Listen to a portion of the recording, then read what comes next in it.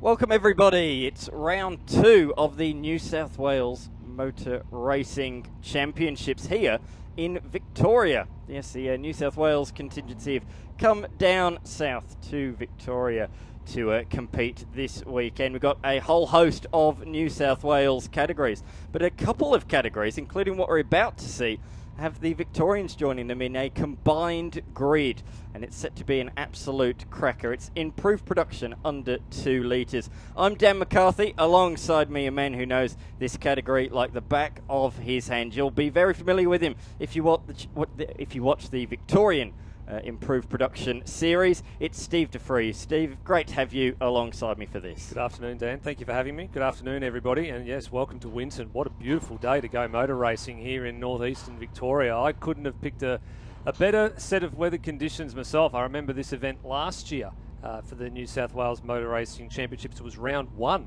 was last year in 2024, and it was very overcast. There was pretty much no sun at all across the entire weekend. And, well, it's turned it on up here today. And not only that, but the lap times have been turned on as well, because some drivers in improved production are going up to 2 and 3 seconds faster than they were in the equivalent round last year. So it's phenomenal. It certainly is. Going back to the weather, I can't believe we're 2 weeks away from winter, effectively. Yeah, exactly. It is quite remarkable. But let's explain what we're about to see, because we've combined Victorian and New South Wales. We've got a combined round this weekend. However, we have split them into 2 groups, unders and overs. That's right. So normally in New South Wales, they do run split grids for over 2 litre and under 2 litre, and it's quite common. It's very rare for that to happen in Victoria, almost non-existent outside of improved production nationals. So this weekend, for the under 2 litre field and the over 2 litre field for the Victorians that have come up to join them, this is a new experience for some of them, and in a lot of cases it's going to, as you said a little bit earlier, give the under 2 litre cars a little bit more of a focus compared to what they normally would get in the Victorian realm, where we are switching back and forth quite a lot of the time between the overs and the unders cars. So this puts the unders well and truly in the spotlight, and I'll tell you what, we couldn't have asked for a more appropriate arrangement here, because we have got a New South Welshman on pole and a Victorian alongside. So we've got Matthew Burks and Brett Porter, and they were separated by a 1/10.5 in qualifying. So pretty much nothing. Very, very close between the Toyota Corolla and the Honda Civic. And then 2 Civics behind them, Larry Merrifield and Paul Javots. They've got a little bit of ground to make up, because they were some 2 seconds behind the front runners in qualifying. Then comes we're calling this the father and son battle, because there's 2 groups of fathers and sons that are next, with Mark Lamore, Matthew Wildridge, Matthew Lamore and Craig Wildridge. You can work out who the 2 pairings are for the fathers and sons based on the surnames there. Then you have Bryson Lloyd and Tim Molesworth, both in Toyota Celicas. So that's the white Celica just coming into your picture now on the right-hand side, and the blue Celica behind him. 1/2 tenth separated those 2 cars in qualifying, so that's a battle we're looking forward to very much. And then Benjamin Hanrahan and Lee Sellenmeyer in the XL. So that rounds out our 12 under 2 litre cars for this first improved production race, with thanks to Crisis Transport and Logistics. Yeah, I was about to say we have to thank them. Without them, this broadcast would not be possible. They've made it possible to get improved production. Both grids have improved production on the screens of Blendline TV this weekend, and we are very thankful for that. Great field, and we've got an even bigger field of over 2 litres in the not-too-distant future. Make sure you stay on Blendline TV. Plenty of action to come. We have up next RX8 Cup Sports Sedans. Similarly, Sports Sedans as well is a combined grid. They are calling it a state of origin, New South Wales versus Victoria. And then we finish off the proceedings on Blendline TV today with improved production over 2 litres. So bookending this little programme. Yes, so over 2 litres will be up just before 2 o'clock this afternoon if you're planning to tune in again for the overs race. That's at 1:55 p.m. Australian Eastern Standard Time.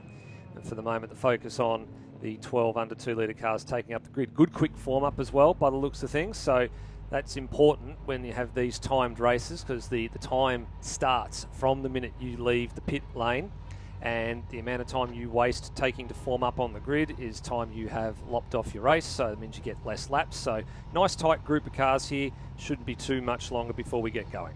No, absolutely not. Quite a slow formation lap though, so we've already eaten 3 minutes into the race, but from here on in, it is hopefully going to be green flag action. Fingers crossed anyway, as we see all of the cars on the grid. Toyota Corolla on the right and the little Honda on the left. Who's going to win the drag race to turn number 1? We are about to find out. As the 5-second board has been displayed, revs are rising. We are set for a start. Underway, equal jump on the front row. There's a stall further back though. Yep, that's Mark Lamore in the little Renault. Didn't quite get away very well there, and still not getting away very well. Into turn number 1 we go. Burks now has the ascendancy and takes the lead at turn 1. Oh, and a little bit of a moment there. That's the 54 machine there of Craig Wildridge, and he's gone for a little wild ride exiting the turn 1-2 chicane, and has come to a stop on the outside of turn 2. Thankfully hasn't made any impact with the wall, and is going to try and get that car out of the grip. Actually got a little bit of damage there. The fender over the left rear wheel has come detached from the bodywork. The good news was there as well that the Volvo V40, great evasive action from Matthew Lamore to miss the spinning Escort directly in front of it. That was a very near miss, but good heads-up driving from the Volvo driver, and for the rest it was a relatively clean start. But look at the margin from Burks as Porter is coming under pressure in second place. Yeah, so Brett Porter is now dropped away from the back of Matt Burks following the first part of this lap so far. Burks definitely putting the hammer down and trying to make a margin as quickly as he can. Just going back to the start there, you could see the amount of wheel spin these front-wheel drive cars on the first 2 rows generated. They were all a little bit eager to get away and didn't quite get the cleanest of starts. There was a little bit of a sluggish start at the beginning there till the tyres finally gripped up and they managed to claw their way forward towards turn number 1. There has been a little change in the order. You can see the other Ford Escort there, Matthew Wildridge, has managed to jump past the blue Honda Civic of Paul Javots. That pulls him up to 4th place and demotes Javots down to 5th after the first lap. Out in front though, Burks, a 1.8 second lead over Porter, who seems to have reset a little bit now. While those two are fighting for 4th position, he has broken away and he's dragging Merrifield along with him. So the top 3 now have broken clear of this fight for 4th, which is the fight closest on the track at the moment. That spin at the first couple of corners really spread the field immediately. Yeah, it certainly did, because you looked at where the 2 Escorts were. They were sort of buried in the middle of the field, and that did, as you said, checked up the Volvo of Matthew Lamore. The other cars that were behind there, Bryson Lloyd, Tim Molesworth, they all had to take a little bit of evasive action, so that's opened up the margin between the 2 Toyota Celicas as well, and it has jumbled this order a little bit in the lower standings, as Paul Javots has now managed to get back past the Escort there of Matthew Wildridge at the top part of the circuit. So good little bit of nimbleness from the Civic, being able to just turn and point and squirt a little bit more, and he's now managed to get that 4th place back. You were talking about Tim Molesworth just a second ago. He was right in the title fight last year. In fact, in New South Wales, going into last round in under 2 litres, the top 2 were equal on points. It was he and Matthew Giantini, who was entered to compete this weekend, but unfortunately hasn't made it here. So Giantini missing from the grid. But it was basically whoever finished first in the last race in New South Wales under 2 litres that took the title last year. And sadly for Molesworth, it did go the way of Giantini. Yeah, but that shows how competitive this category is. Molesworth currently sits 5th in the point standings after the first round of proceedings as well from a couple of weeks ago. So he's got a little bit of ground to make up. Back to the lead of the race here. There goes your race leader, the number 82 there of Matthew Burks. And it looks like Porter's maybe just taken a 10th or 2 out of him over the last lap or so, because the margin has shrunk a little bit. They were having a bit of a look at that yellow number 52 Honda Civic between qualifying and the race. They were a little bit concerned. It did jump out of gear in qualifying, out of second gear to be more precise, and they were just checking the gear linkage and making sure that everything was okay. So you might be having to potentially hold it into second gear in some cases, especially maybe at the start or maybe out of some of these turns where you do shift down to second gear. This corner's one of them because it looks deceiving on the screen, but it's actually greater than a 90-degree corner at turn 10, so you do have to wipe a lot of speed off. And to make traction out of that, you have to then come back to second gear. So I wouldn't be surprised if he is holding it in second gear until he does need to shift it, rather than sort of just have your hand resting on the gear stick itself and then not risk it jumping out. Pretty evenly split at the moment, these top few. However, I note last lap through, Porter for the first time closing the margin down on Burke, so it's down to 1.6 seconds now, so a good quarter of that race leading margin taken out on that last lap alone. So although Burke's broke away significantly on the opening lap of the race, the tides are beginning to turn and Porter is looking stronger at the midway stage of this race. Yeah, he certainly is. Just to close the loop on Mark Lamore in the little Renault, he has unfortunately been pulled back into pit lane, it appears, by the recovery team. So some great work from them to keep the track green, but unfortunately is not going to complete this race. So hopefully whatever's happened to that little Renault will be able to be rectified in time for race 2 tomorrow. Pretty tight program with everything that's going on, not only today but tomorrow as well.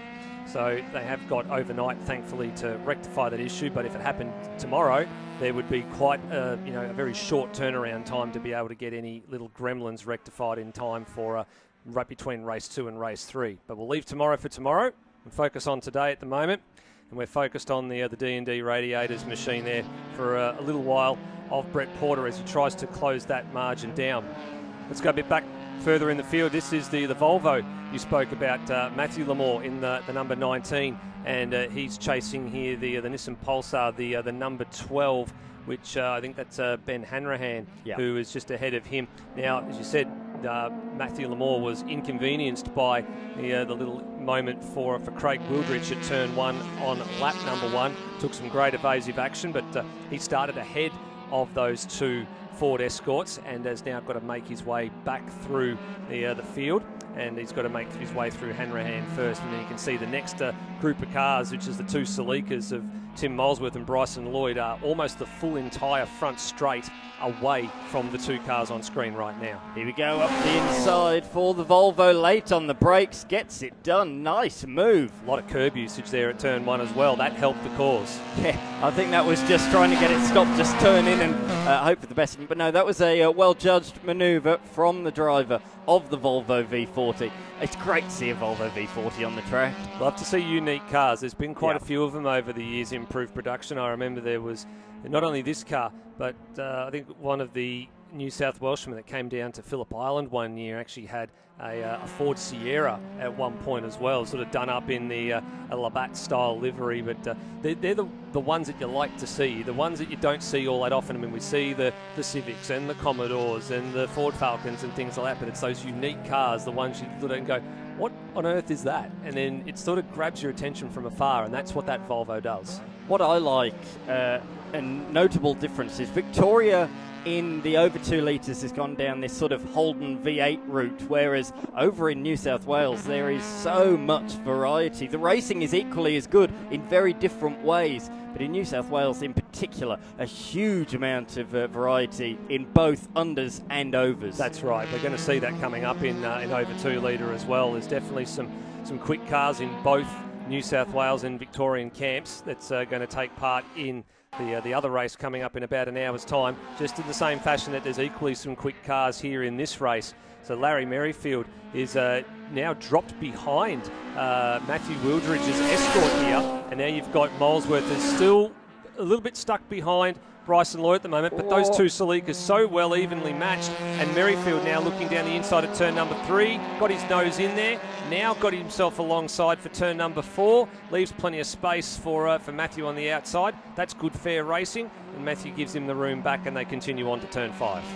Absolutely. So briefly lost the place but has regained it. Keeping an eye on the lead battle as well. It's closing slightly. Porter a 10.5 faster last lap by. Just closing that margin just slightly to just a smidge now over a 1.5 seconds. So a little bit of a response that time by from the race leader. But both of the Salikas are vying into this fight that we're looking at on the screen, brought to us, of course, by Crisis Transport and Logistics. They are very much making this a quartet here towards the midway portion of this pack. You can see from 4th down to 7th. Yeah, I definitely wasn't expecting this. I wasn't expecting the Salikas of Bryson Lloyd and Tim Molesworth to start honing in on the back of the two cars that are in front of them. They are definitely gaining ground very, very slowly. All rear lock up for Bryson Lloyd. Their right rear locked up. That wasn't too bad because the car is a front-wheel drive car, but it definitely just took him a little bit longer into turn number 11. That's allowed Molesworth to have a little bit of a half sniff here going down the front straight into turn number 1, but he thinks better of it, stays in behind the two-state electrical number 46, and these two so well matched. We talk about different battles in Victoria a lot. You know, we want to see, the likes of Royce Lyon going up against Rob Braun, the two fast BMWs. But then you get two cars that are very, very similar, same body style, couple of little subtle differences between each other. But then you see how well matched they are and how well driven these two cars are. This is what you like to see. Oh, certainly is. Through the sweeper, this is my favourite section of the track, through the kink. Do use curb, don't use curb, depends on the category, depends on the setup of your car as well, on how much curb usage you can use before you try and get it stopped for the hairpin. And then it leads into this sequence of hairpins, the 90 degree right, 90 degree left, and then, 180 degrees, and then back around again, around the right-hander. Great section of the track. So there really is a sort of fast section and then a technical section at Winton. That's right. Now, Larry Merrifield's checked out as well. He's managed to get past Matt Wildridge and he's started to pull a decent margin here. So Wildridge is just starting to struggle a little bit in the closing stages of this race. And these two, same thing again there for Bryson Lloyd. Rear lockup going into turn number 11 and got a little bit of the outside curb on the exit of turn 11 as well. So they're starting to put a little bit of pressure just in the rear mirror here on the number 37 Ford Escort. They lose out on the straights, but they are definitely catching up through the corners. So again, highlighted improved production, all the different strengths and weaknesses of some of these cars. It's just about where you can utilise that advantage to gain that ascendancy over your rival. Look at them on the screen here. You can see they're all nice and close going through these sections where the Escort's just a little bit slower. The two Salikas can just catch up a little bit through the corners. They can take it just a little bit faster, but then they get to the straights and Wildridge is able to pull a slight margin and just insulate himself for a little bit longer. Absolutely. This race has absolutely flown by. I think it's because we've had great on-track action, particularly in this midfield, but they are now right on the tail of Wildridge around turn number 8 and into 9 up the inside from the Salika. The door's closed. He's forced to use all the curb on the inside of the corner, and that's going to affect his run on the exit. Look for the 101 to get a good run. The other Salika, could he potentially fire up the inside at turn 10? He's having a good look, but no, not quite able to do so. Good, hard, but clean racing there. Absolutely. Bryson Lloyd gained an enormous amount of ground at turn 7 under brakes. He closed right up to the rear bumper of Wildridge in a matter of metres. But then the problem came. He couldn't get past him by turn 10. By turn 9, and then Molesworth started to fill his rear mirror. So then it's a case of, I can't play attack and defence at the same time. I've got to decide which one to do. He played defence, and now he's playing defence again down the front straight. This is a little bit closer for Molesworth. He's got some overlap on the right-hand side of Lloyd, and they're going to have to sort it out before they get to turn number 1. That sends Lloyd a little bit wide. Oh, he's made a mistake there. Got the inside of the curb at turn 2. But Molesworth, can he capitalise down the inside here at turn number 3? Puts the nose in there. Lloyd has to leave him the space, and he just hangs on for a couple more corners. So this is now allowing Wildridge to escape, letting him get off the hook with 30 seconds left on the clock. Yeah, I think this one will be the penultimate lap, or maybe the next one, the penultimate lap. It's pretty close where Burks is on the road, but let's focus on this battle. But as you say, look at the Escort. Pulled away a good 6 or 7 car lengths in that fight, but now Lloyd has broken away from Molesworth. So when they're not fighting, they are definitely quicker than the bright orange and silver machine ahead. However, are they going to work together, or are they going to go for personal glory and try and take the position or beat each other rather than try and beat the car ahead? Well, I think they're going to have to settle for sorting the issue out between themselves. I think with only probably a lap to go here after this one concludes, that it might be a bridge too far to catch up to the Escort of Wildrich. So they're going to sort themselves out here. Now, Lloyd's locked a tyre a couple of times going into this corner. Does it happen again? Yes, it does. That flat spot on the right rear corner of the number 46 keeps going back to that little 50% piece. Now he's wide, and Molesworth finally, after gnawing away on the back of the 46, finally gets the place and moves himself up to position number 6. Persistence has paid off for the number 101. He finally gets that done as we are on the final tour here with our race leader. Just a chronic understeer as he turned into the final corner. Just could not make it stick. Pushed too hard, that's all it was. A simple mistake of pushing a little bit too hard. He was under pressure, starting to make a few mistakes late in the race, so Bryson will be kicking himself for that one. But Burks into the final corner, for the final couple of corners on what we believe is the last lap. Oh, I'm not sure. I think we got one more. I think they just made it before. Did they just time make it? Clocked out, yep. So wow. I think oh no, check flag is being prepared. It's been prepared. There we go. We're a bit tight, but we got it in the end. Across the line comes Burks to take the first victory in the under 2 litre New South Wales and Victorian Improved Production Series. The margin was really closed down late on. In the end, just 1 second the margin between he and Porter. But was he cruising to the finish, nursing that gap, or was Porter legitimately the faster of the two? I await and look forward to seeing that battle continue tomorrow. But we're turning our attention back to the great battle between the Salikas and the Escort just ahead. Yep, so these guys are now spread out a little bit. So I think these positions are pretty much set in stone here, with Wildridge will be set to come home in 5th, Molesworth in 6th, and Bryson Lloyd in 7th. And indeed, that's the way that it appears it will stay after a great exchange between all three of them in the latter stages of that race. And then just those little mistakes for Bryson Lloyd creeping in the last few laps just allowed Molesworth to get past. But they'll have enjoyed that battle after having been so closely matched in qualifying and so closely matched throughout the race. I think that's a fitting result, that they're only a second or so apart at the checkered flag, but it was just those little 1%ers that separated them in the end. Yeah, absolutely. Here we go then. 54. This is a spinner on lap 1, wasn't it? Yeah, this is Matthew Wildridge, still with that skirt. Actually, is it departed company yet? Nope, it's still, I think it might have departed company. It looks like there's something else hanging there off the, maybe a bit of an inner guard or something from on the back of the number 54 Ford Escort.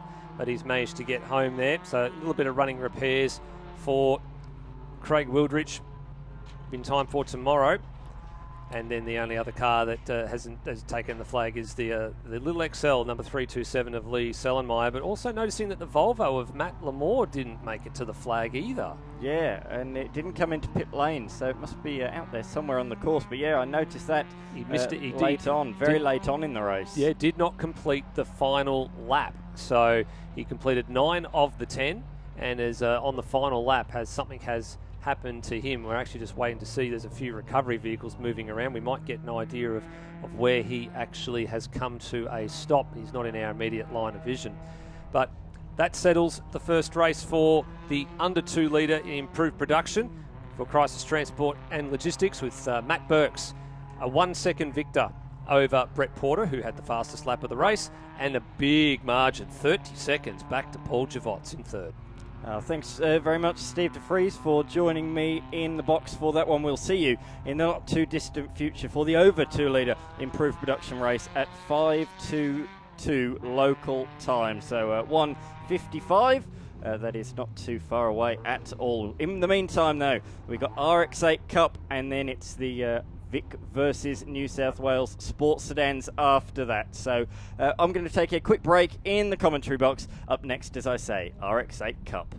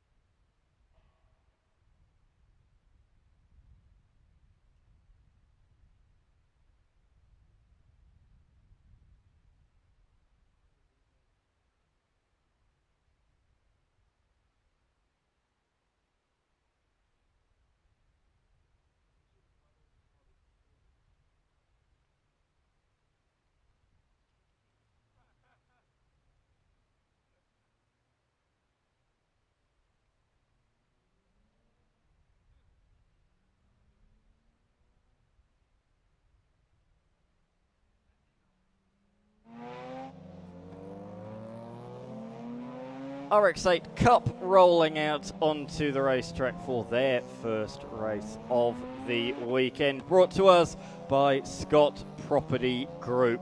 Big thanks to them for getting behind the RX8 Cup. And what a category this is. A huge field of the rotary powered machines here this weekend. They make a few interstate visits. It's mainly New South Wales based, but a couple of rounds in Victoria and even one in Queensland to end the year. We'll talk about that as the race goes on. But for now, let's go through the grid. Starting from pole position, the championship leader, it's Stian Creel, who will start from pole. Alongside him will be Bray. Following that, the reigning champion, Robert Scott, in third. In fourth position, Jackson Noakes. In fifth, we have the number 69 machine of Tom Donoghue. In sixth, we have King. In seventh, Aaron Hills, alongside a very familiar surname. It's not just a familiar surname, it's a familiar first name as well. That is two-time Bathurst 1000 winner John Bowe in car number 8, starting in position number 8. I've just got to butt in there and say it's unusual to see him so far back. It is, isn't it? He won't be liking that still. Let's look out for car number 8 throughout the race. He'll start alongside, or just ahead of, a rookie, car number 99, a rookie straight out of karting. How'd you like that? You're just behind John Bowe in your first car race. Yeah. That's not too bad, is it? And then the number 55 of Derek Lack rounding out the top 10. Huge field beyond that. We've got Gamble, lower place, Wazir, Leinemeyer, Prasad, lower, and Freeland. So, yes, thanks very much to Scott Property Group for getting this happening. This is going to be a cracking race. I'm absolutely sure of that. RX8 Cup always delivers no matter where they go. They were here for this round last year when New South Wales State Championship came to Winton, and we thoroughly enjoyed the racing. It is Phil Memory alongside me. If you're tuning into Blendline TV, you wouldn't have recognised that voice. Steve DeFries departed in the commentary box, and Phil Memory for the first time today alongside me, Dan McCarthy. Yeah, really good to be here, Dan, and watching these guys line up on the grid. This is where the butterflies start to kick in if you're going to get them. A good time to kick them out because you just want to settle yourself down and be able to slow things down so that it all just happens like machine work. Indeed. Ed Senna was an absolute cracker for it, and he would slow his heart rate. So we are pretty close here. We just heard calls, somebody clearly leaning over the pit wall, being told to step back before the 5-second board goes out. I just saw the shadow. It is now out. Revs have risen, and we are set for a start. Oh, a very good initial launch for Bray. However, in the secondary start, bogged down a little bit, and Creel, I think, will take up the running on towards turn 1 and does so. And look, the reigning champ comes through as well into position number 2. So Bray's initial launch was fantastic. Grant Bray's initial launch was brilliant. However, in the secondary start, bogged down and drops to position number 3, just ahead of Noakes in the number 27 car. Yeah, leading around now, heading up towards the sweeper, and the guys doing a really good job. Everybody pretty close together, which you should expect in a category where all of the cars are RX8s, all the same. That's what John Bowe was saying coming into the weekend. He put a post on social media and he's saying such a good category because it is essentially the fastest driver that wins the races. There's no getting away from it. They've all got identical machinery. Well, he might think better of that statement shortly. He's usually a very, very fast man in whatever you put him in. I've seen him in open wheelers and sedans of all sorts, and he just seems to blitz everybody. But it's good to see him back in position 8. He won't like me hearing me say that. But no. Well, last time he raced was last year. He does occasional rounds. This is his 3rd round in this series. Last round in 2024 at Sydney Motorsport Park, he won 3 of the 4 races and took the round. So he'd have been hoping for that again this weekend. But at the moment, he is in the pack. Look at this breakaway. The top 2, 4, 6, 7 cars have broken away from the rest of the field quite significantly as they come across the line to complete lap number 1. Creel holds the race lead by 1.5 seconds. Bray a further 7/10 behind Scott. And then it's that group of cars, that gaggle of cars that we can see just on the screen at the moment. We're just looking at that group behind. I actually think that John Bower is the slowest of the cars in that second group, and he was holding them back. So there's one guy who's managed to get past him, and the others are going to be champing at the bit to do so as well.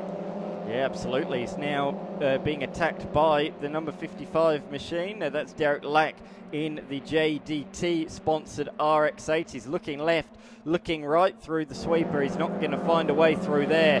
There's lots of overtaking opportunities on this Winton layout. The sweeper, not one of them. Oh, I could hear the tyres protesting there. I think that might have been the car ahead of John Bow. I think that might have been the number 88 machine of Lower there, who just understeered wide at turn number 7. Through the hairpins they go around turn number 9. Crucial to get a good run out of here, because you can set up a move up the inside into turn number 10. Is anybody going to be brave enough to lunge one up the inside here? No, not on this particular occasion. That's not a corner to do the inside. It's a really tight corner, that more than 90 degrees. Very, very tough to come down the inside of someone and get far enough in front in the lead into that corner to be able to get through. Bit of a challenge further back. John Bower sort of got them backing up a bit behind him, and as they come now onto the start-finish straight, John Bower blowing a little bit of smoke there. Maybe the seals on that rotary not quite up to snuff, or John's just giving it a little bit more revs than he should. One thing with these rotaries, you can wring the daylights out of them. Oh, absolutely. Yeah, you can certainly do that. Number 25 going through of Gamble.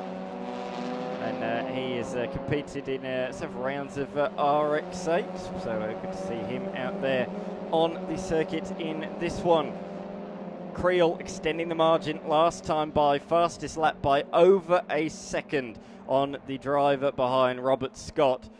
In fact, the only person within a second last lap through was Bray, so he's certainly extending that margin out in front.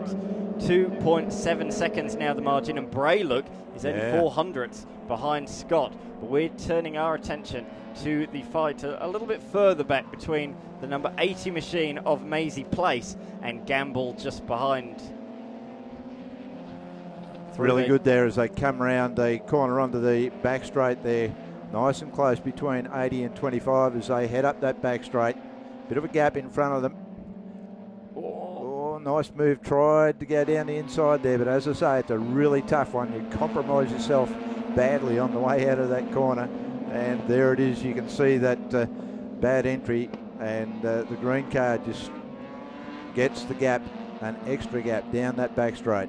Say about the green car, that's Maisie Place. She not only races in the series, she runs a lot of cars. She's got her own team, Maisie Place Motorsport, and she runs very, very competitive cars as well. None other than our race and championship leader currently at the head of the field. Yep. She runs a fantastic operation. Really hard worker is Maisie, and she is enjoying herself out there at the moment.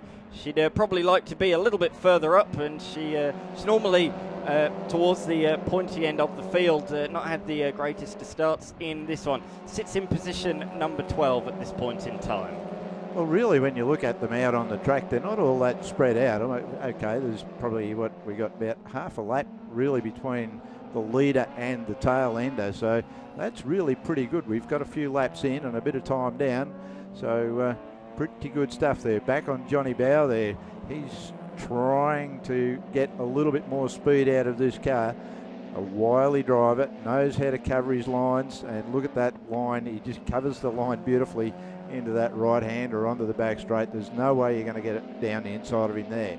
Although I said in the 90s, John Bell was the hardest person to pass in Australian touring car competition.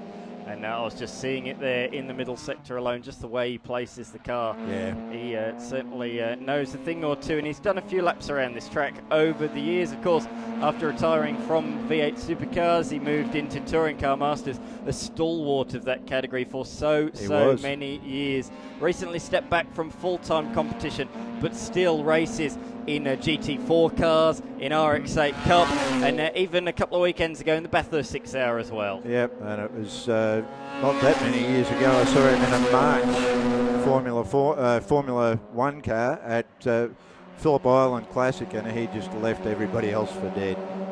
I can still drive, that is for certain.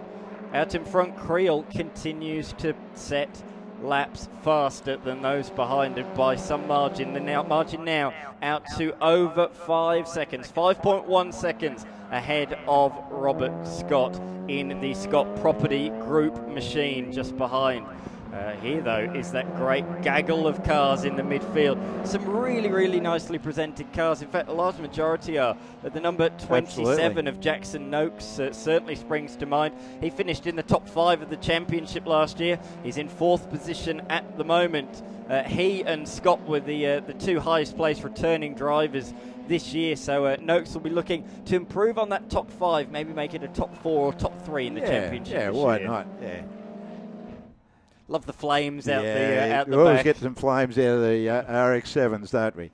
RX8. Yes, we do have plenty of RX7s across this weekend in improved production and in sports sedans as well. And sports sedans are what's next. New South Wales versus Victoria, state of origin in sports sedans. Very, very much looking forward to that huge field of cars, but that is to come. We've still got 6 minutes left of this cracking race out there on the circuit at the moment, as Hills has moved past King on that last lap. The Blendline TV graphic highlighting that for us very, very nicely. So through they come to complete the end of lap number 5, and you'll never guess, Creel again a second faster than Scott.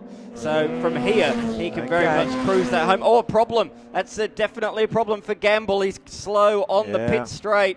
Not sure what has happened there to the number 25 machine. He might even bring it to a halt on the inside of the circuit. No, he's still limping. Let's listen as it goes past the commentary box. Not hearing too much noise over the sound of the other rotaries going past at the same time. But there's one thing we can be certain of. There's a mechanical problem in that car. He's pulling off. Yeah, pulling into the infield. Good heads-up driving there. He's got no sound of speed. No, exactly. He's got Mitchell McGarry, a very good South Australian driver who's engineering him and helping him throughout the weekend, but unfortunately race number 1 coming to an early end. Of course, progressive grids for all of the categories this weekend. Where you finish this race is where you'll start the next one. So he'll come off the rear of the grid later on today. That is a real shame for somebody that was running just outside of the top 10 in 13th position and right in the thick of the action. But yeah, that car has come to a halt in the middle of the circuit. We turn our attention back to the fight between Lower, Bow and Lack as well, not too far behind in the 55 machine. Childs, I said at the start of the race, a rookie. He was in this fight, this three-way fight not too long ago, but he has dropped back a little bit now. But still, very good performance from the rookie. There he is, right on, just as I mentioned him, in the black machine. So yeah, there they go, through turns 1 and 2. Such a great sequence of corners, really fast and flowing, and it can catch out the very best in the business. Yes, we've seen a few park up against the wall on the exit of the S's there over the years. Johnny Bow, very, very shallow line into the sweeper there. He's takes a completely different line into the sweeper to the car in front of him. And as a result, Lower feels the need to go defensive down into turn number 7 on the back section of the circuit. So Bow certainly applying the pressure now late on, and they've slightly gapped Lack in the last little period. But look at Bow, just showing the nose, putting the number 88 under pressure. He might not have the speed to make the move, but he's making Lower constantly think about the fact he's right behind him. 100%. Of course, they go back to the sweeper. The entry into the sweeper back in the 70s and early 80s even, it used to be a bit rough on the entry down on the inside, and you didn't dare go down there because it would just throw you straight off the track. But since they've done a lot of work on the track here, and those bumps have gone, and that is actually the quick way around. Takes a bit of getting your head used to after you've been used to doing it the other way. But Johnny Bow, a man with a head that can do just about anything, is all over that one. Yeah, can drive anything as well. Let's not forget he had a pretty good open wheel career early on before he jumped into a V8 supercar, Australian touring car, for the first time. But let's focus on this at the moment because, look, Bray closing in on Scott. So Scott, Bray, Noakes, nose to tail, and Donohue's in there as well. Second through to fifth, now just a couple of seconds apart with 2 minutes left in the books. Yeah, I don't think they're going to catch Creel. He's leapt away. Well, he set fastest lap of the race last time by Phil, 1:37.5. PB from Scott last time by 1.1 seconds slower. Same 1.1 seconds slower for Bray and for Noakes. So he's clear. He's gone. Yeah, that's for sure. As for this fight, well, it remains to be seen. Or they're side by side a little bit further back at the top of the shop. But yeah, there's some good little dices going on everywhere. Here we are, just seeing it now. I just saw it at the top of the screen. I think you saw it as well. 2 by 2 through the sweeper, and there's something dragging at the back of the number 15 machine. Oh, there certainly is. Exhaust. It's exhaust. Yeah. So that'll be a bit of a trip to the exhaust repair department of their pits. That's the Wazir car who's been overtaken around the outside by Freeland, and you can hear it dragging along. I think Wazir can hear that as he's driving. He knows exactly what the problem is there.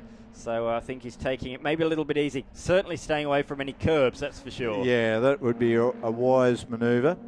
Of course, he'll be conscious that he won't want to get the meatball flag or the black flag or whatever it is.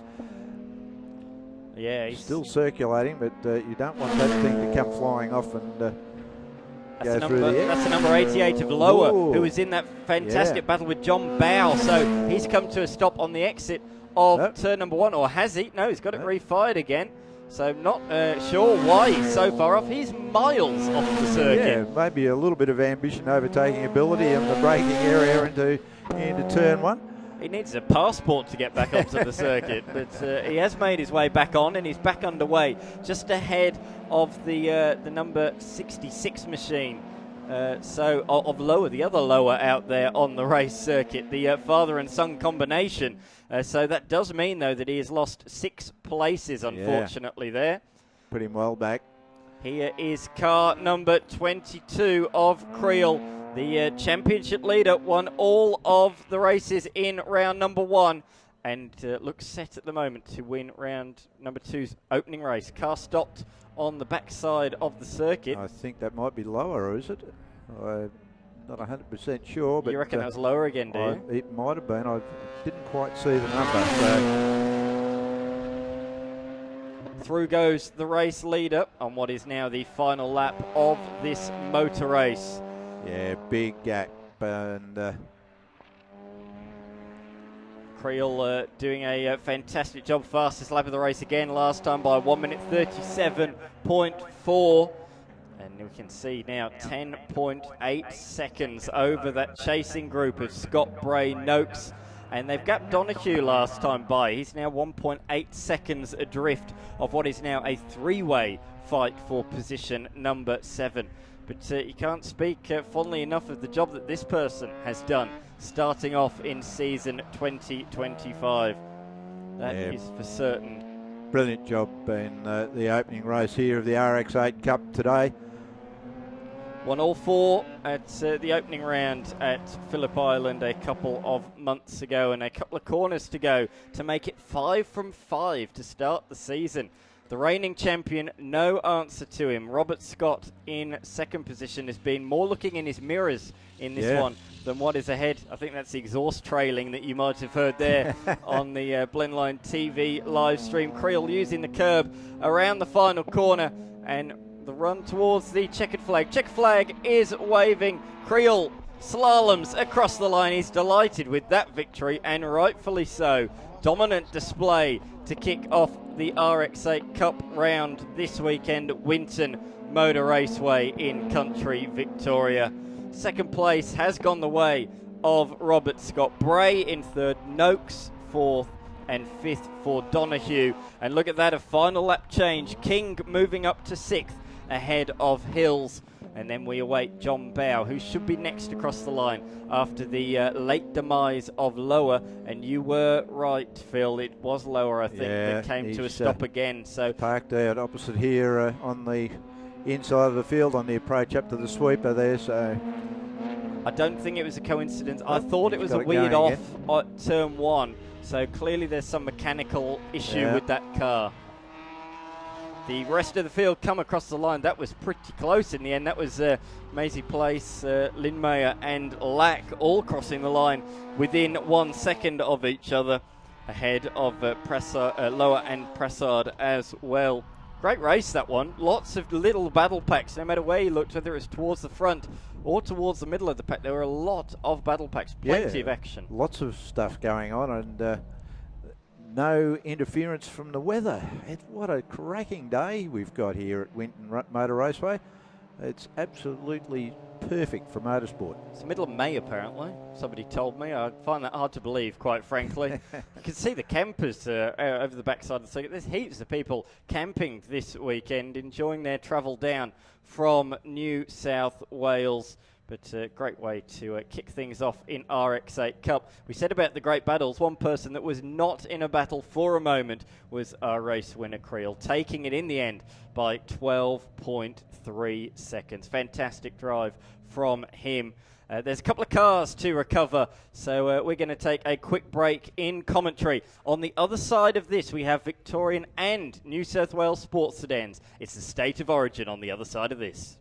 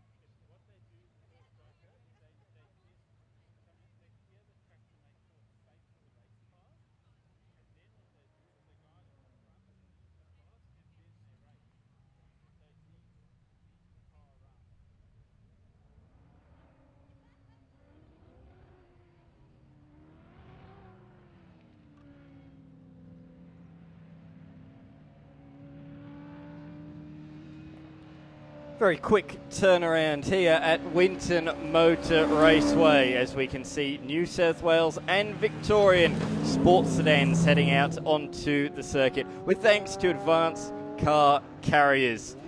Such a variety of machines, from the RX7s that we just saw go through, and then you've got Greg Lynch's big banging V8. So we will talk you through the grid in a few moments. I'm Dan McCarthy. Alongside me, once again, as he was for the last race, is Phil Memory. Phil, sports sedans has been around for oh so many years, but great to see it as popular as ever. Yeah, absolutely, and so many great sports sedans over the years.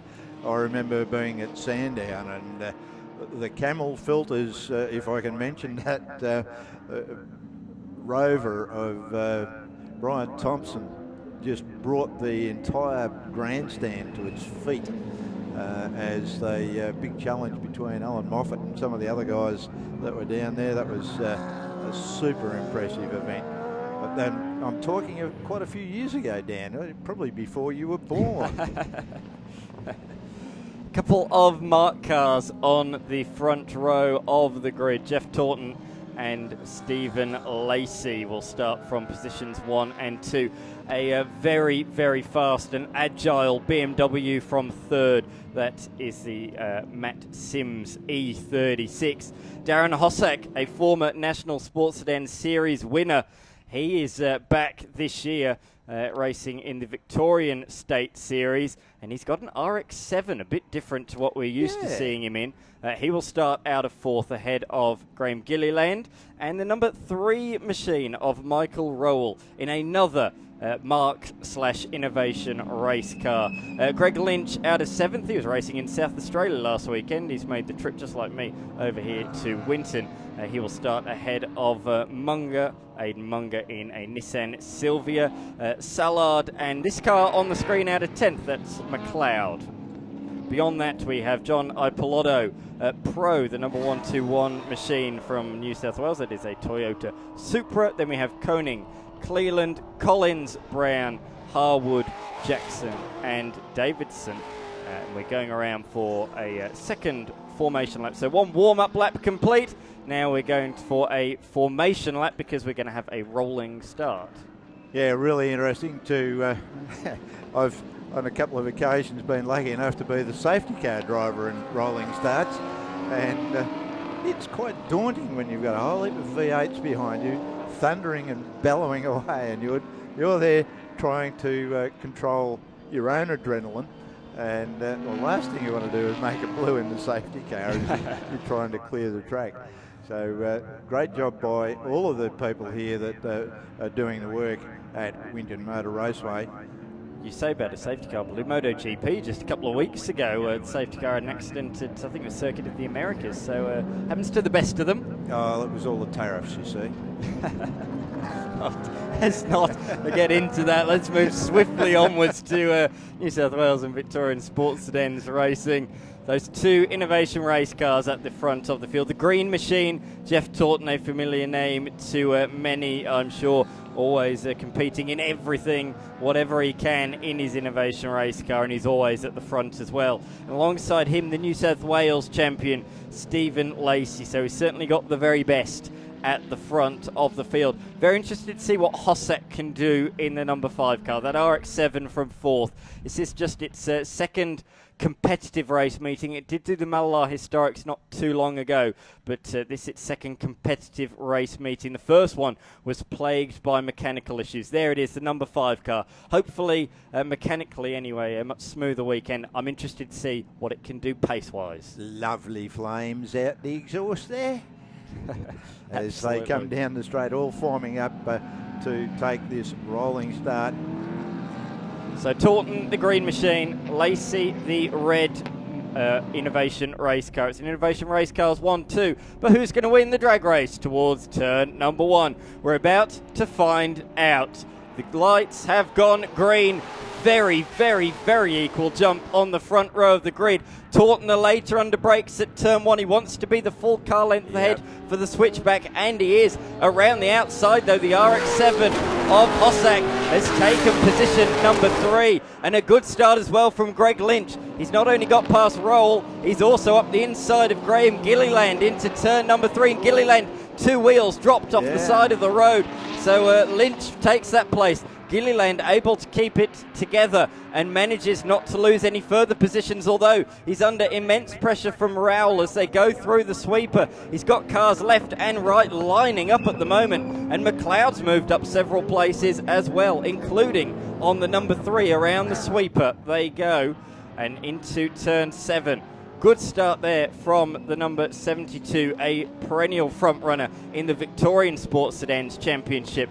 And great to see this mixture out there this weekend. It's almost a national quality field. There's such good numbers and good names as well.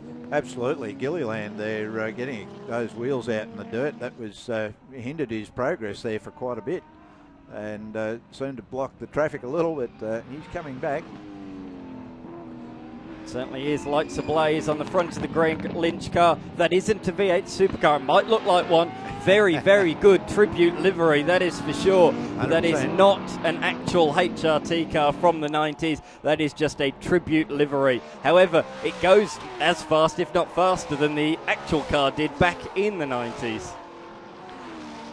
Yep, there's some really, really quick cars out there. Just see some of the cars go through out the front here. We've got BMW looking cars and Holden Commodores and RX7s and all sorts of bits and pieces. The Mark sports cars, they're a really beautifully engineered car.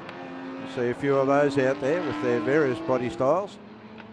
Of course, in recent times, Mark Cars, now known as Innovation Race Cars, has its own one-make series as well, the Innovation Race Car series. But look at this, for third place, Hossack coming under pressure from Matthew Sims. 2 very different machines built in different parts of the world.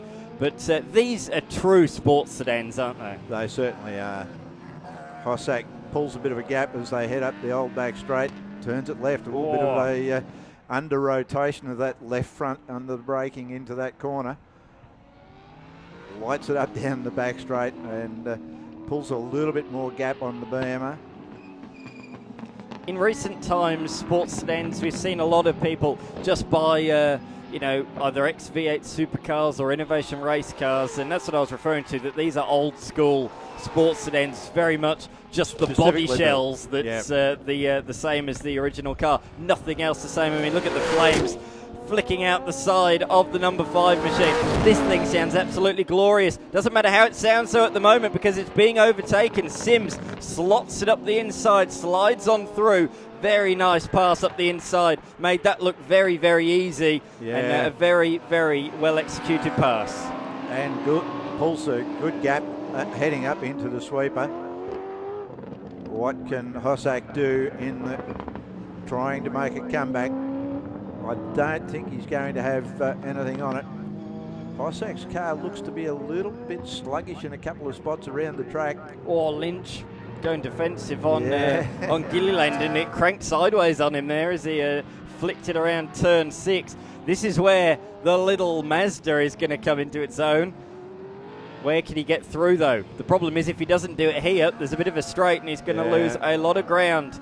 He's got a good exit though, but I don't think it'll matter. Lynch will have the horsepower on the run. Oh, he had his nose chopped there. I'm not sure Lynch was quite aware just how alongside the RX7 was there. Yeah, I'm not sure, but look at that.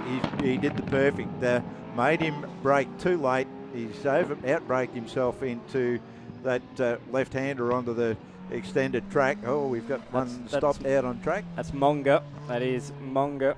Aidan Monga in the Nissan Silvia AMS Autosport machine. Yeah, that's right underneath the gum tree on the racing line. I can't think of a much worse position to be stationary, unfortunately. So we may see the deployment of the Hyundai safety car. We're about the halfway stage of the race at the moment. And out in front, Taunton leading the way by 7 seconds, but not for long because the safety car, as we expected. Yeah. I don't think Motorsport Australia had any other option there but to call the safety car for that one. No, it's just too dangerous where the car stopped on the track. Not good. No, absolutely not. At least it's not the highest speed corner, but you still wouldn't want to get tangled up in anything down there. No, exactly right, particularly when a car is on the racing line.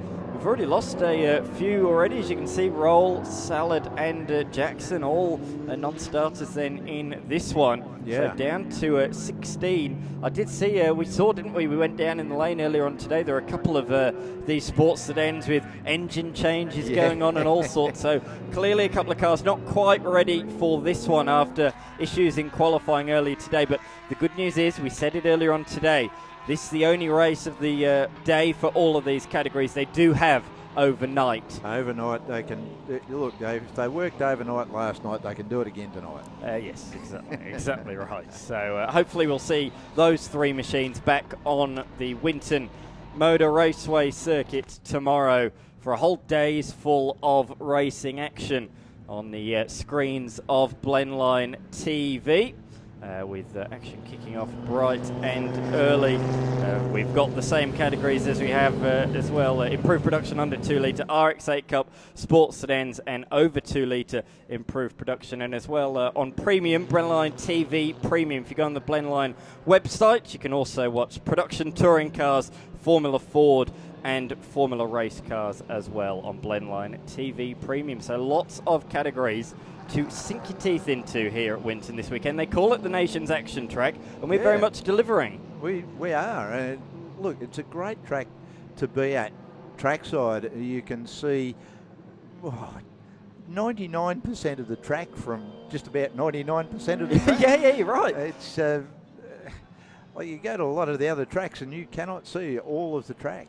I made a point of this earlier. There's quite a few campers down there, which is really good to see. That's one of the great things about this venue. You can still camp here. Of course, many venues these days don't do camping, but here at Winton, they very much do. One of the oldest tracks in this country.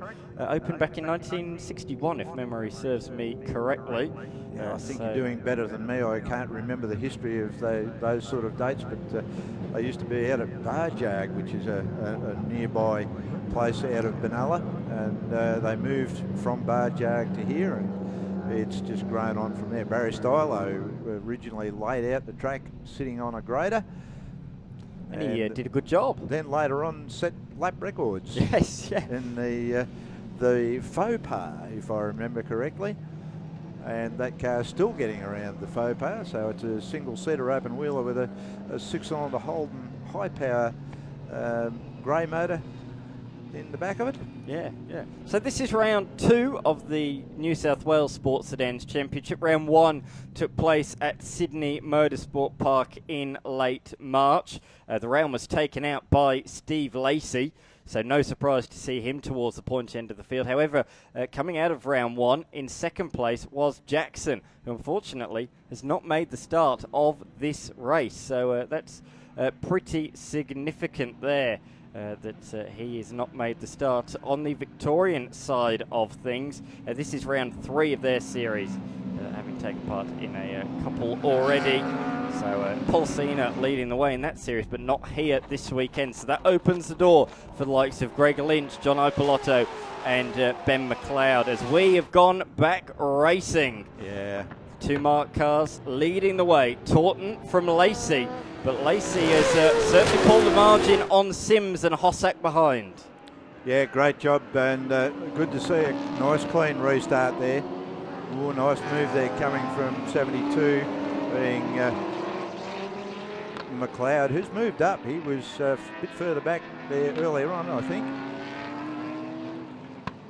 Yes, he did. He qualified just outside the top 10, but he's comfortably inside now, isn't he, in 7th position, just behind one of his Victorian rivals, Greg Lynch. Similar machines, big V8 powered Holden Commodores, and that is why they are sharing the racetrack. In fact, there's a bit of a Holden train out there at the moment because, look, Ipolotto's there. So the three that I was saying that are going to benefit from the fact that Jim Policina's not here this weekend, and nose to tail on the racetrack, 6th through to 8th. Absolutely, and a couple of the cars getting a little bit squirrely there around the old gum tree. Oh, so much power underneath the right foot, isn't there? They've got to be so silky smooth on that throttle, particularly out of the hairpins. And Koenig, that is, I believe, is it joining the fight? No, it's Davidson. It's Davidson joining the fight in the Mazda RX-7. Yeah, he had a good look down the inside there of 97, but wasn't able to go ahead with it. The Commodore, I think, had the big stick out at the end of the straight. He's got Glenn Pro, a New South Welshman, directly behind. Glenn Pro won Division 2 in the New South Wales Sports Sedans last year, so a good front runner in the middle division. But here we go, up the inside comes Davidson. Oh, rear's locked. I think he thought that he was going to make contact with McLeod, and so did I then for a brief moment. He just about found the gap in between the two and made no contact with either, fortunately. But, really slammed on the anchors there, and that's one of the lap cars, Harewood, going slowly. Harewood, yeah. So he's still out there. Yeah, I saw him going slow under safety car conditions, so clearly some issue there, but he's going to try and bring it home and get some points. Of course, if you finish inside the top 20, you do get points, so just finishing will yield him a good amount in this race. Around turn number 9, the final hairpin on the lap. Look at the acceleration from the 37 machine to draw alongside McLeod. He's trying to do the under-over again. Can he do it? No, he's going to be a little bit too far back. And Lotto, in the, here comes the Mazda. Bang, down the outside, outbrake. Oh, no, he's in too deep. Outbraked himself. All that effort, no gain. Try for the under and over again down the front straight. Pulls to the inside. That's going to put him on the outside down into turn 1. Having a big go. Coming down in there. Locks the brakes. He's out in the dirt, but he's pulled it off. He's got it through. That was pretty big stuff down the outside into turn 1. Good move, but he probably made it a little bit harder than he probably would have wanted to. It took him a few more corners, but he has got it done. And Harwood has come into the lane. That's a shame, but that car was certainly not running at full speed, was it? There's no doubt about that. All that fighting has allowed Greg Lynch to pull a little bit of a margin. Let's not forget he was fighting with Gilliland earlier on in the race, who's 4 seconds down the road now. So this big V8 battle has really fallen back in the closing stages of this race, and it is very much now the closing stages as we look to our race leader Taunton in the Mark Carr's machine. He's out in front of this field as we begin what might be the final lap of the race. It's going to be tight with timing. We'll see if it's the penultimate or the last when they come around next, but he's got a 3-second lead. I think Lacey has had better speed in this segment of the race. He's certainly gone with Taunton better than he did at the start. I think so, and I just am stunned at the presentation of these cars. They're just absolutely beautiful. Yeah, that one in particular, the Real Dairy Australia machine that we're looking at on the screen, looks absolutely magnificent, doesn't it? Both of the Mark cars or Innovation Race cars look absolutely fantastic out there as they head around the tight, twisty section. The 3 consecutive hairpins. The number 95 machine, he's raced earlier in the year at Bathurst in sports sedans, and as part of the 12-hour support coverage, he's raced pretty much everywhere in this country in this car, and wherever he is right towards the pointy end, and there's been no stopping him in this one. No, none at all, and the car just sits so beautifully on the track. It seems to be an extremely well balanced car. Drives it really, really well. Munger's come into the lane now as well in car number 75. That's the Sylvia S15. Checkered flag is at the ready, and it waves for Jeff Taunton. A great drive from him. He gapped the New South Wales champion by the margin of 3 seconds in the end, but further back Glenn Pro has closed onto the tail of this big thundering V8 fight. But can he find a way through? I think probably not. It's not the sort of section of the track that car is favourable compared to the V8s. It's the fast section. So I think he might have to settle for 10th position. But look out for him in the next one. Again, somebody showing good speed against the Victorian contingency just ahead. It is Davidson from Lynch, McLeod, Ipolotto and Pro, all of them separated by just 3 seconds. And who's this slow on the back straight? It's another of the RX7s. Yeah. It's number 92. It's Koenig. It's Koenig who was just in 11th position and looks set to finish in P11. But no, a drama late on in this race sees him fall behind Cleland right at the death.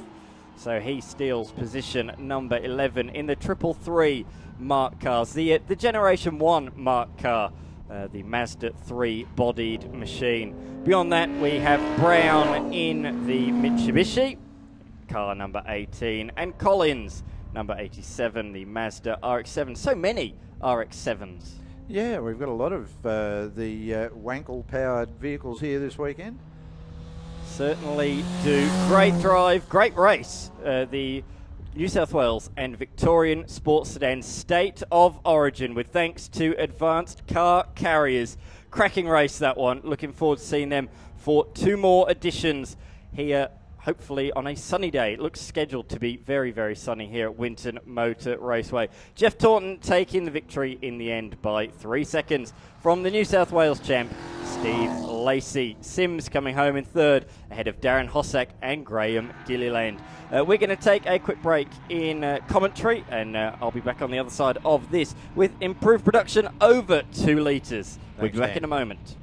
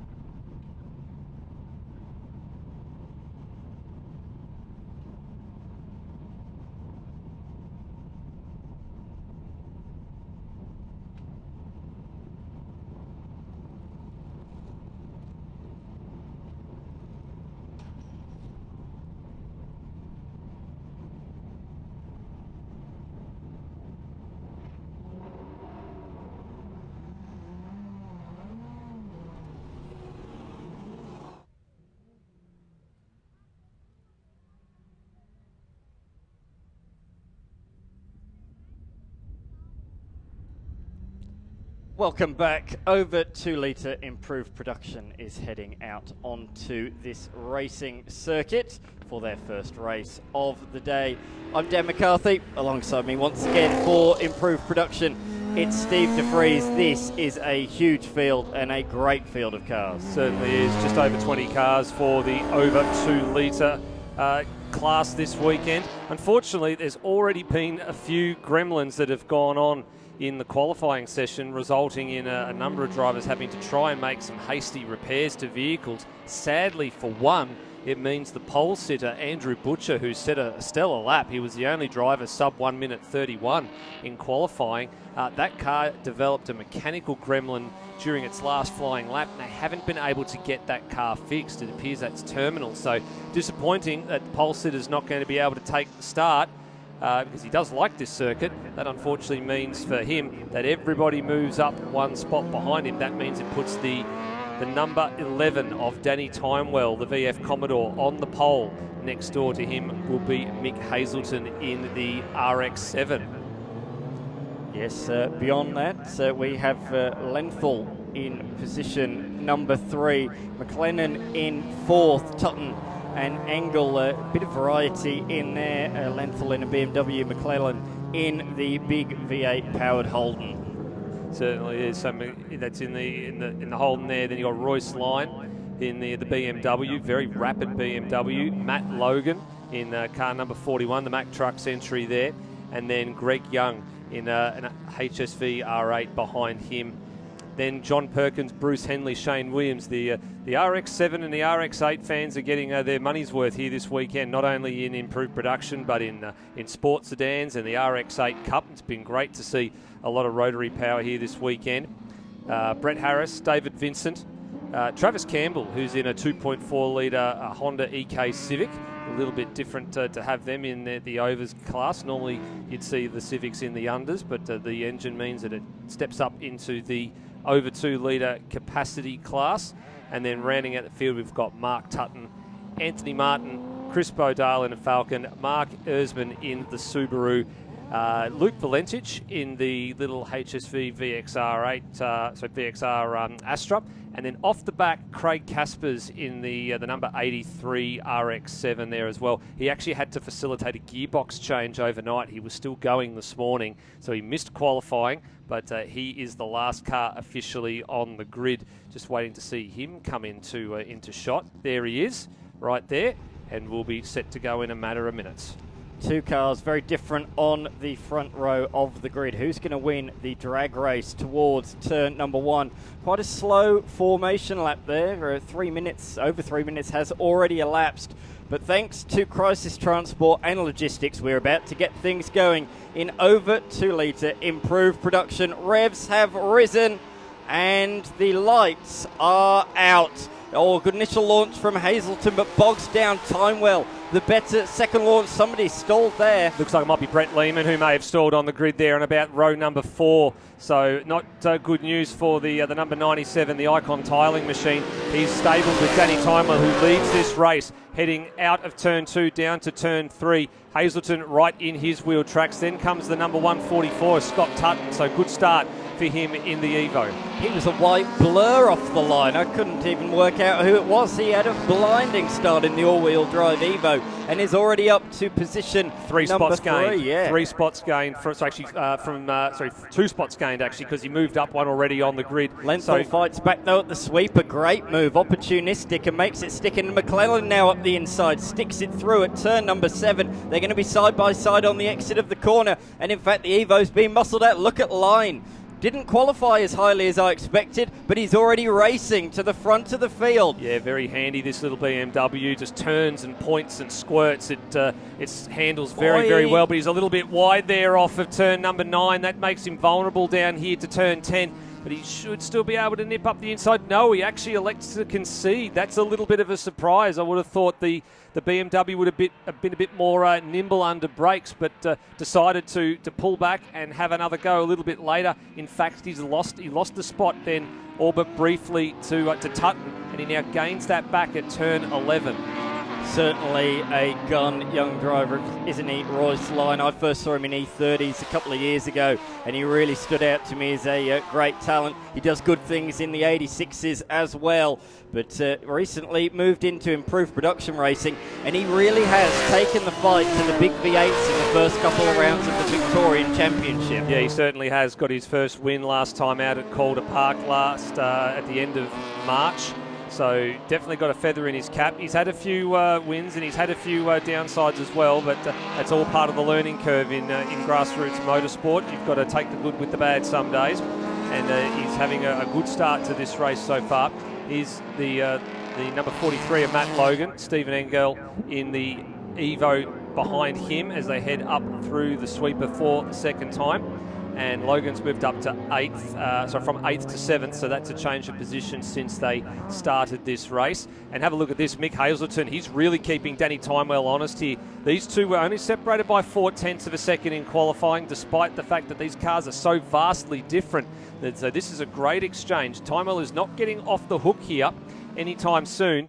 Then comes McLennan, who's managed to jump back over the top of Joseph Lenthal in the number 1 BMW there, who had that ballsy move around the at the sweeper at turn 5 because he went off there in qualifying, and it's one of those corners where you sort of love it or hate it. You can take a double apex, you can take it as a sort of a hug it to the inside, but if you make a mistake at turn 5, it inevitably causes a problem, and it means you tour the infield.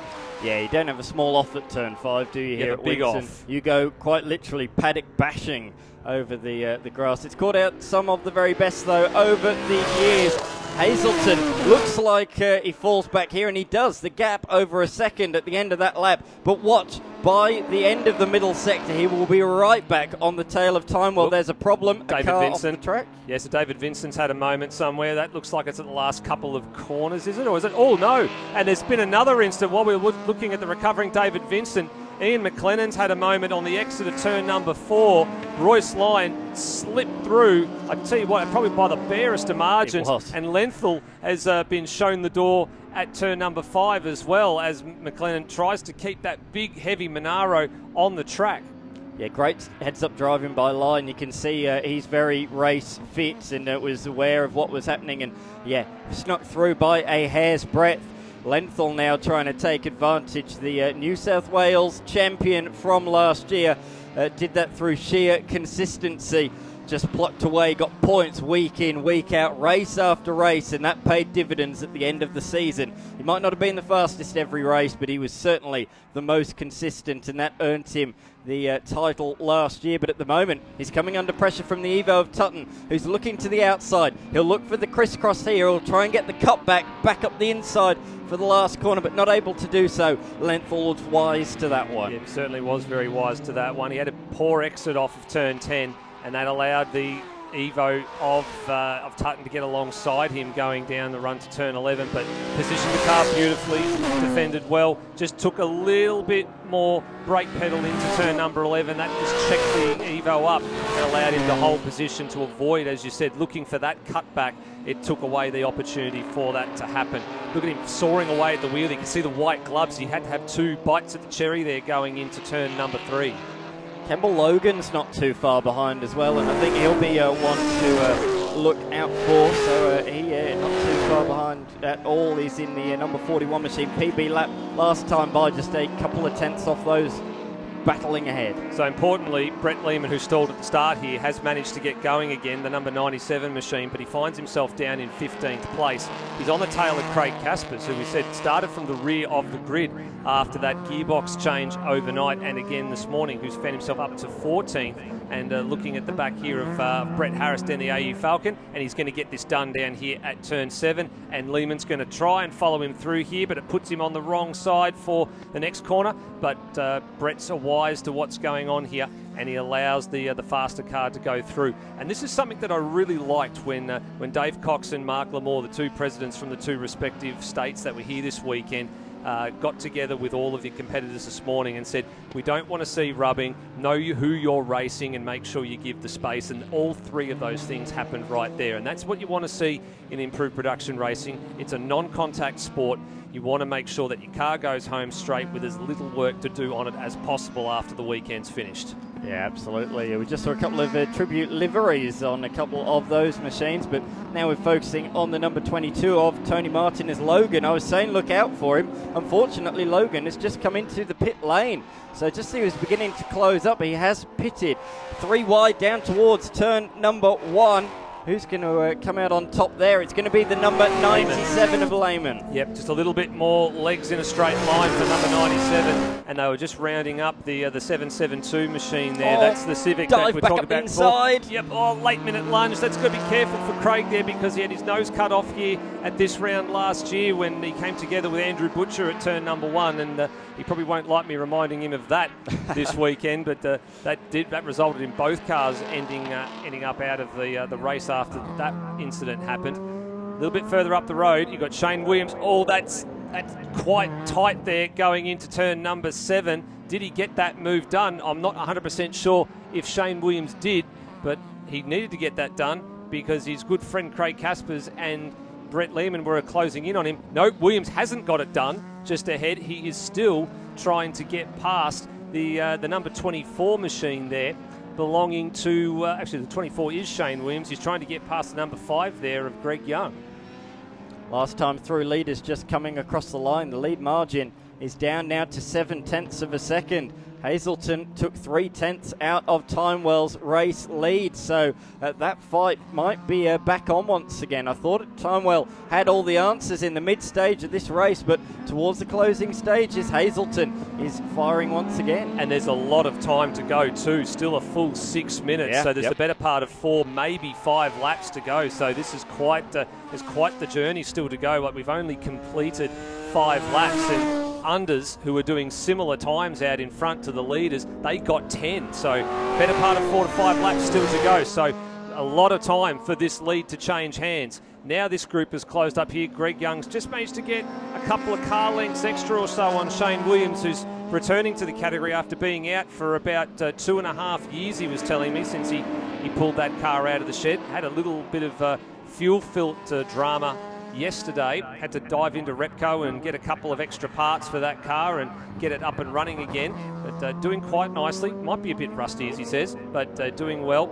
Can't get down the inside here. Greg covers that one off quite early, but this has closed up this field. So the 2 Commodores versus the 2 Mazda RX-7s. I noticed out the commentary box, turn number 6, second place Hazelton spun around. He's dropped a couple of positions. So line now up to position number 2 of McClellan as well. I wasn't exactly sure where he rejoined. He's in and around Lenthal in 5th position, and there we can see it on the blend line timing as they come across the line.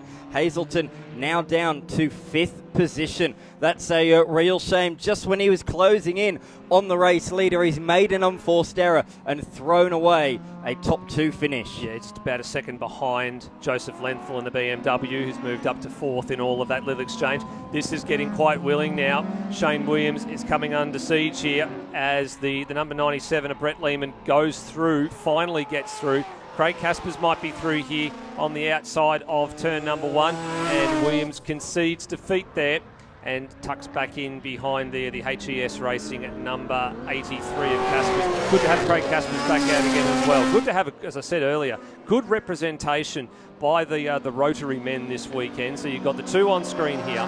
You've got Mick Hazelton, who had that spin. He's up in 5th. The other one that's the RX-7s that's in the field is John Perkins. Just looking to see where Johnny Perkins in the green machine is at the moment, and he's up in 8th place. So that's a great job by John. And then the RX8 of Bruce Henley in 17th. So out of 21 overs cars, got 5 rotaries. So that's actually quite a lot for some time. Yeah, absolutely. Looking at the lead, Timewell now with the Hazelton machine spun off briefly on the side of the road. Comfortable margin now to the line, 4-second margin over line, although line is setting a little bit faster lap times at the moment, about half a second a lap, so nothing too major. Look at these 2 machines. Can you find anything more different? No, certainly can't. And the bit that I was alluding to very earlier in the piece, the 772 there, belonging to Travis Campbell. I was actually mistaken when I was walking through the paddock earlier, thinking that it was an under 2 litre car, because most of the Honda Civics are. And as I said earlier, this Honda Civic actually has a 2.4 litre engine in it. And from what we understand, it's just a car that's sort of been cobbled together from bits and pieces of spares. It's a very stock car, but for someone that's only fairly new to the category, doing quite well in a car that hasn't had a lot of development. Oh, Greg Young. I thought I heard some tyre squealing. And Ian McLennan going for, he's doing some lawn mowing there. Well, he does tree cutting by nature. Maybe he can start a new line of business after going through the grass there.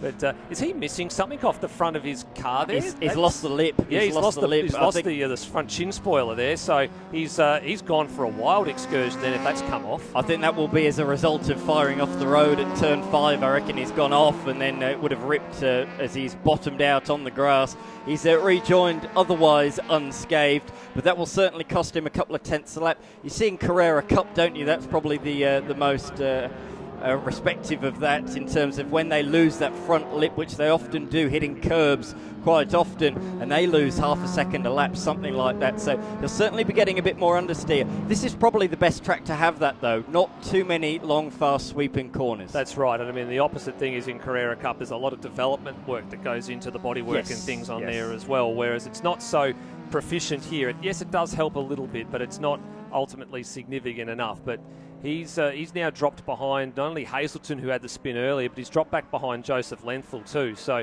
that top 4 or 5 spots has changed a little bit in the course of this race, and the most important one of those is Royce Lyon, who started in 9th and now finds himself running in 2nd. So he's been a bit lucky. He picked his way through the field. He was lucky with that moment that McLennan had earlier in the race, but he's kept his nose clean. He's got the margin still coming down. It's coming down steadily, but it's not coming down fast enough. No, that's right.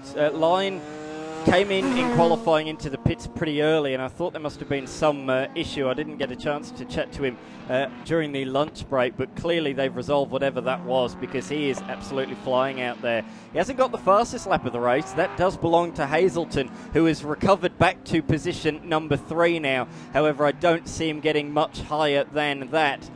So a couple of the top 5 having off-track excursion, Hazelton being one, and McLennan as well. And this is what I was saying about Lenthal last year. That's how he won the New South Wales Championship. While others had issues, he just blocked away with the points, and that's why he finds himself in 4th position again in this race. And it's going to be a similar situation in the Victorian Club Championship this year as well. I fear that's going to be whoever is the most consistent throughout the year, whoever finishes the most races, whoever comes out the most unscathed, the most amount of times, will be the one that ultimately probably finds themselves at the top of the standings in under 2 litre and over 2 litre. Well, we saw, didn't we, round 1 at Sandown, there was the incident down at Dandenong Road in the final race. That just shows how competitive and how fierce the racing is going to be this year. That's exactly right. And you know what? The person who was set to benefit the most from that, unfortunately, had it taken away from them by the red flag, is the man who currently leads this race at the moment. Yeah. Those 3 leaders all ended up in the Kitty Litter at Dandenong Road. Danny Timewell was set to do the Stephen Bradbury of all Stephen Bradburys in motorsport, and unfortunately had the red flag flown within about 200 metres of the checkered flag, and it obviously goes back on account back to the previous lap from those results. Right now, he is comfortably leading the race. As we said, the margin is not coming down at any great rate, enough for it to change hands, but he is looking very much set right now to finally post that first race win in improved production. So he'll be having some goosebumps, I think, starting to appear on his arms inside of that race suit right now. He can't take it too easy, though. Lyon is closing quite significantly here at the moment. Is this the last lap? Is it the penultimate? You were saying about goosebumps. That was an unforced error there. That was. That's feeling the pressure into the penultimate corner. And I think, no, we got one more lap to go. We can see the board is out. And Lyon's in some striking distance here as well. That margin is halved in the last lap, so this is not over and done with yet. And there's lap traffic in play. He's off. He's made a mistake. He's gone off at turn number 1, serves through the other side. He hangs on to the lead for the moment, but that's an incentive for Lyon. He's seen the weakness now. He's got to apply the pressure as they go into turn number 3. There's 2 lap traffic cars ahead. It's the little VXR of Luke Valentich and Mark Erzman in the Subaru Impreza. They are just up here at turn number 5. They are engaged in their own little battle. Now, if there's going to be a change for the lead, it's likely to happen up here at turn 5. So Danny has to defend it, and he does. Notably, though, the 2 cars ahead are side by side. There's the traffic jam. He locks up. No. He runs wide. Line goes through on the final lap of the race. Drama, but it's not over yet. Can he squeeze through the middle? Yes, he does. And that's given him a huge buffer. Oh, there's contact with the lap traffic for Timewell. The last lap has been an absolute disaster for him. What a shame. But he's got good straight line speed. Steve, I'm not sure this is over just yet. Maybe not. He's got to get a good exit here out of turn number 10, and he might have half a shot, but the BMW just gets a little bit better traction here. Here comes the Commodore down the right-hand side line, defends the move here into turn 11. Can he get it stopped? He does. It might just be enough unless Danny can get a really good exit here out of the final corner and race him to the line. It might be another win for Line. It'll be by the barest of margins, or is it going to change hands on the line? It changes hands on the line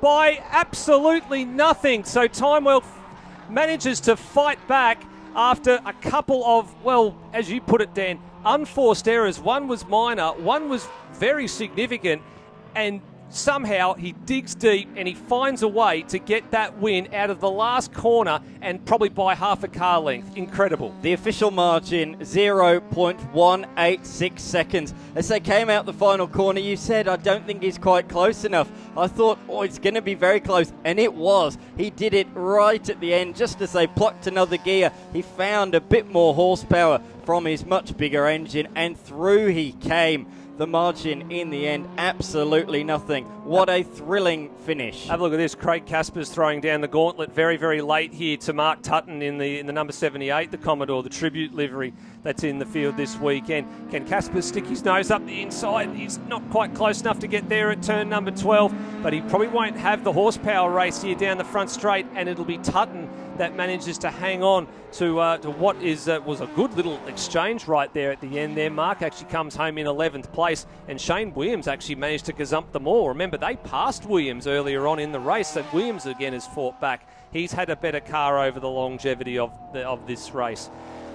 On the final couple of laps as well, McLennan got through on Lenthal for 4th position.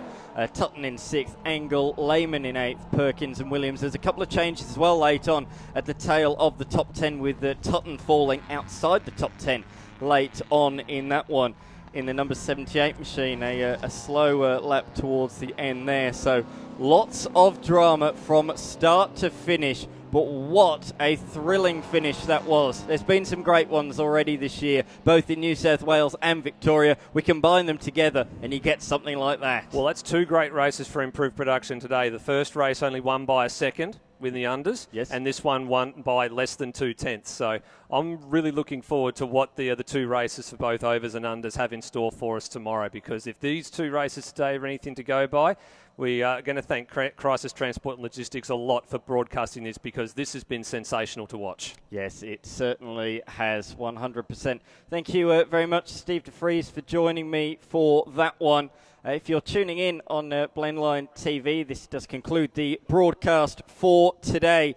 But there are a couple more races, and they will be shown on Blendline TV Premium. But for more action, tune in from 9 a.m. tomorrow morning, Australian Eastern Standard Time, here at Winton Motor Raceway. So we look forward to seeing you then. Thanks for tuning in to round 2 of New South Wales. The New South Wales Motor Racing Championships. We'll see you bright and early in the morning.